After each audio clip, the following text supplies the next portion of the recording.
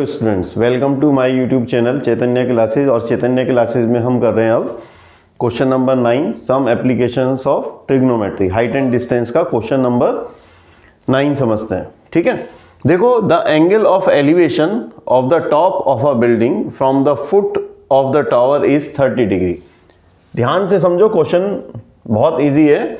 The angle of elevation of the top of a building from the foot of the tower is 30 degree.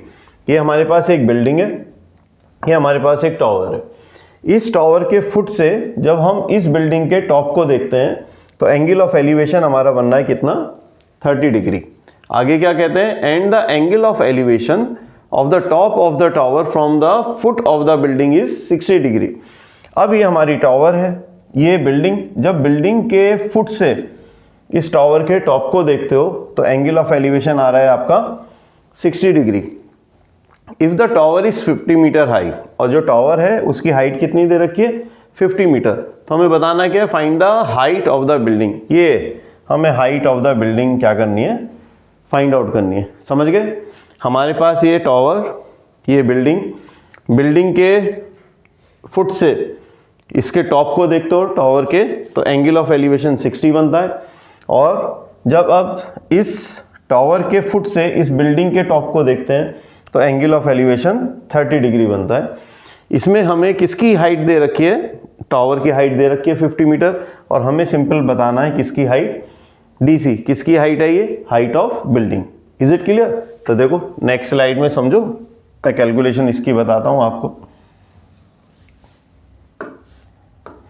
देखिए आ गई हमारे पास, ये हमारी tower हो गई, ये बिल्डिंग हो गई, और टावर के टॉप को जब बिल्डिंग के फुट से देख रहे हैं तो एंगल 60 है। एंड जब हम बिल्डिंग के टॉप को टावर के फुट से देख रहे हैं तो एंगल ऑफ एलिवेशन कितना है हमारे पास, 30 है। बहुत सिंपल सा है, ध्यान से समझोगे तो बड़े इजीली आ जाएगा। अब हमें फाइंड आउट करना है ये डीसी। देखो डीसी बड़े आराम से फाइंड आउट हो सकता है, क्या हो, या तो हमारे पास बीडी हो या तो हमारे पास बीसी हो, इन दोनों में से। तो पहले सोचो कि कैसे बीसी निकालें।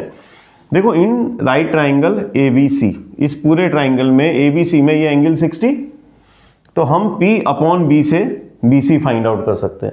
और जब हमारे पास बीसी आ जाएगा तो इस छोटे ट्राइंगल में आ जाएंगे इन ट्राइंगल बीसी डी में, और उससे हम क्या फाइंड आउट करेंगे, CD फाइंड आउट करेंगे। Is it clear? तो आते हैं देखो one by one. First of all in right triangle ABC, in right triangle ABC, यहां हमारे पास एंगल B 90 है और एंगल C यानी एंगल ऑफ एलिवेशन हमें 60 दिया है। तो कोई नहीं, हम करते हैं परपेंडिकुलर अपॉन बेस यानी P अपॉन B। यदि हम इसमें लेते हैं P अपॉन B, P है हमारे पास क्या, AB, और BC अपॉन BC। ये क्या होता है बेटा, ये होता है 10। तो ये आ गया हमारे पास 10 60, राइट। वैल्यूज पुट कर दो, ए बी कितना है 50 upon B C is equal to 10 60 की value √3 by cross multiplication B C into √3 is equal to 50, और बी सी आ गया हमारे पास 50 अपॉन √3। आप इसको सॉल्व करना चाहो तो यहाँ रेशनलाइज भी कर दो √3 को, तो हमारे पास आया 50 √3 अपॉन 3। ये एक टर्म आ गई हमारे पास BC। यहाँ तक क्लियर है पहले आपको, है ना? अब आते हैं, देखो हमने BC के प्लेस पे क्या लिख दिया, 50 √3 अपॉन 3। अब हम इन ट्राइंगल BCD आ जाते हैं, राइट ट्राइंगल। देखो ध्यान से, इन राइट ट्राइंगल BCD, इसमें हमारे पास जो एंगल BCD है यानी एंगल C, वो है हमारा राइट एंगल 90। और अब हमें क्या फाइंड आउट करना है इसके अकॉर्डिंग, परपेंडिकुलर, और बेस हमें गिवन है। तो हमने लिखा फिर परपेंडिकुलर अपॉन बेस, और परपेंडिकुलर है DC यानी कि height of the building upon BC, और P अपॉन बी फिर हमारे पास आता है 10, और यहाँ 10 जो है थीटा दिया है हमें 30 डिग्री। वैल्यूज पुट करो DC, तो हमें निकालना ही है भाई। BC के प्लेस पे लिख दो 50√3 अपॉन 3। यहाँ ये आई इसकी value 1/√3 by cross multiplication √3 into DC is equal to 50√3 upon 3। तो DC निकालना है, तो DC is equal to 50√3 upon 3, और ये √3 भी नीचे आ गया हमारे पास, और √3 से हो गया √3 कैंसिल। तो DC इज इक्वल टू बचता है 50/3, 50/3 मीटर। डिवाइड कर लीजिए, तो DC आ गया 16, 48 2 जा ये 48, और में 2 ऐड करोगे तो कितना आ जाएगा 50/3 मीटर्स। तो इस तरह से बड़े आराम से आप क्या फाइंड आउट कर सकते हो, height of the building find out कर सकते हो। क्लियर? चलिए स्टूडेंट्स, अब करते हैं question number 10 height and distance का। देखो समझो क्या कहता है, two poles of equal heights are standing opposite each other on the either side of the road which is 80 metre wide. ये जो हमारी रोड है वो 80 मीटर वाइड है। समझो यहाँ पर 2 पोल्स हैं, one pole is AB and another pole is CD। ये एक रोड है जिसकी ब्रेथ जो दे रखी है हमें कितनी है, 80 मीटर है। ये दोनों इक्वल हाइट्स के हैं, ये समझना है ध्यान से क्वेश्चन को। जो पोल्स हैं उनकी हाइट दोनों की क्या है, सेम है। From a point between them on the road, यहाँ पे रोड पे कहीं एक पॉइंट पे, जैसे पॉइंट E ले लिया हमने, road the angles of elevation of the top of the poles are 60 and 30। तो टॉप ऑफ द पोल्स, यदि आप E से इस वाले पोल के टॉप को देख रहे हो तो एंगल ऑफ एलिवेशन कितना है, 60 है। एक 60 दे रखा है, एक 30।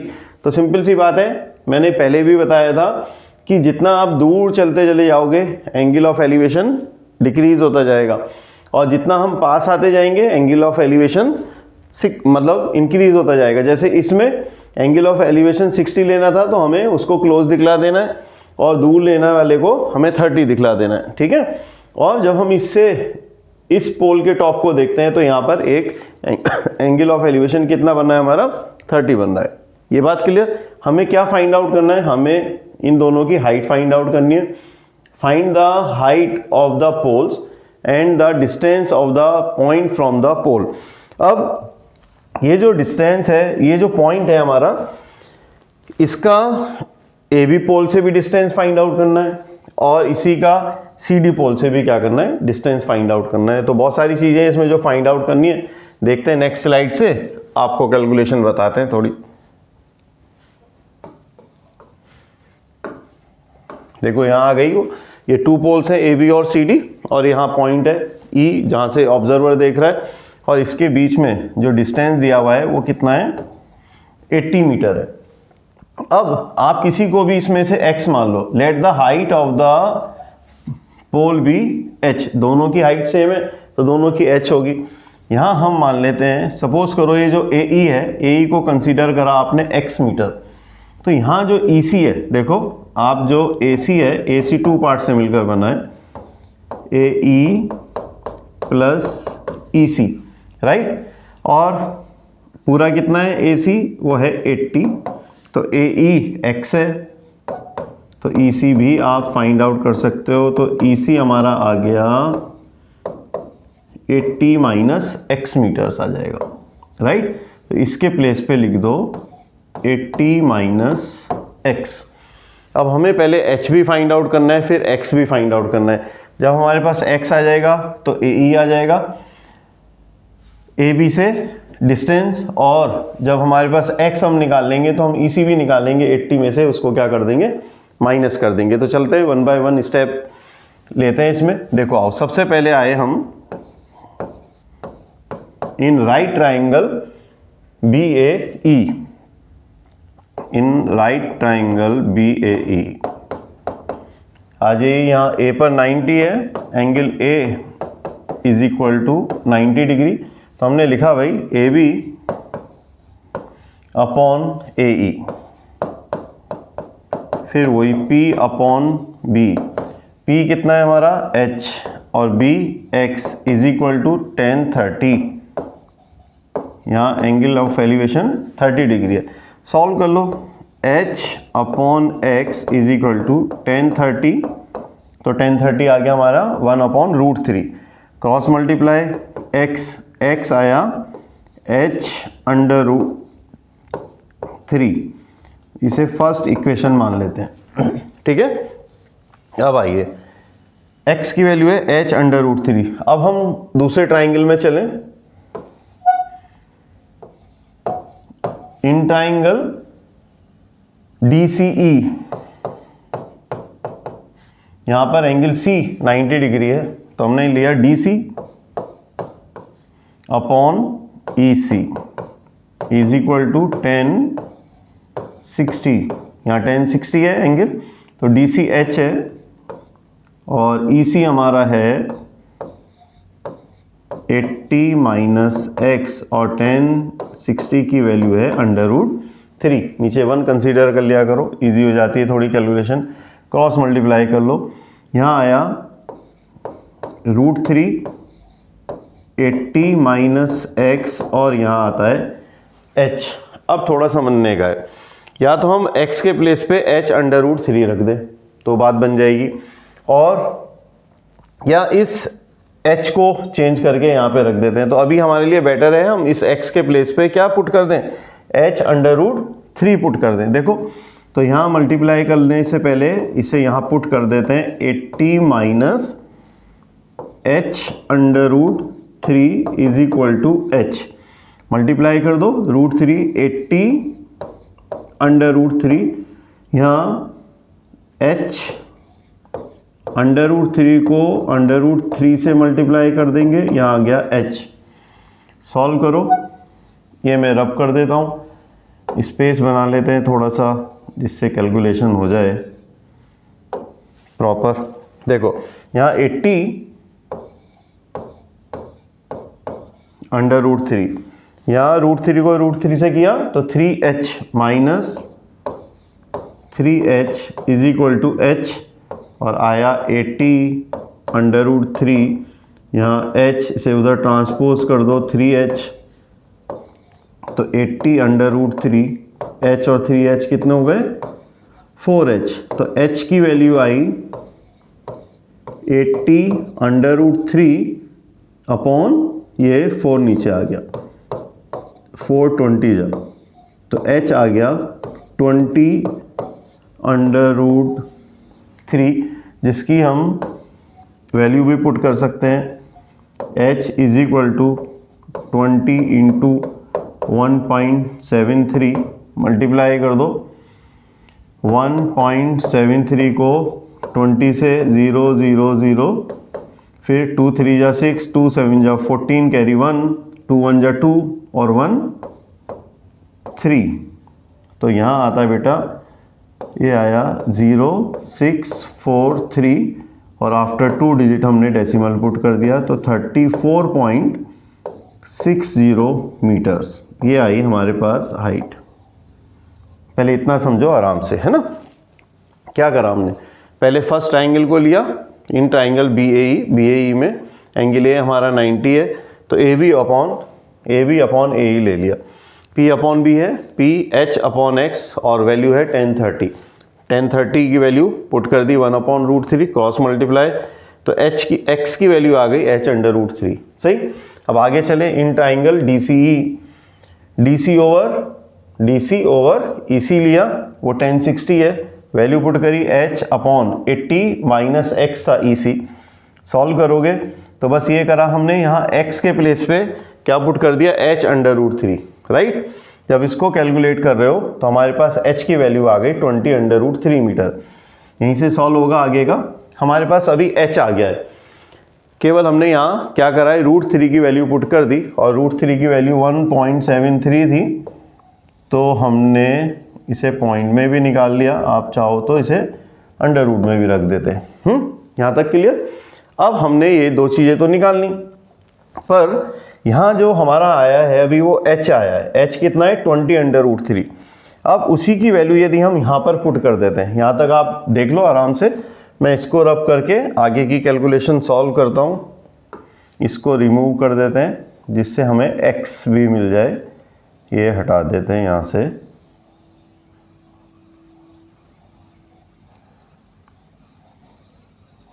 देखो अब हमारे पास x था h अंडर रूट 3 और h की वैल्यू आई 20 अंडर रूट 3, तो हमने यहाँ पुट कर दिया 20 अंडर रूट 3 और ये रूट 3 ऑलरेडी है ही, तो x आ गया 20 इंटू रूट 3 को रूट 3 से 3 आ गया, तो यहाँ x की वैल्यू भी आ गई हमारे पास कितनी 16 मीटर्स। अब आप देखो जो x था वो क्या था, x हमारा AE, एक हमारा डिस्टेंस आ गया, यानी E का डिस्टेंस आ गया किससे, AB से, तो AE आ गया 60 मीटर्स। सेकंड हमें क्या फाइंड आउट करना है, EC भी फाइंड आउट करना है, तो EC भी ले लो भाई। EC कितना था 80 माइनस x, तो यहाँ 80 और माइनस x कितना है 60, 80 से 60 गए तो बचे 20, तो हमारे पास EC यानी दूसरे पॉइंट का भी डिस्टेंस आ गया 20 मीटर। Is it clear.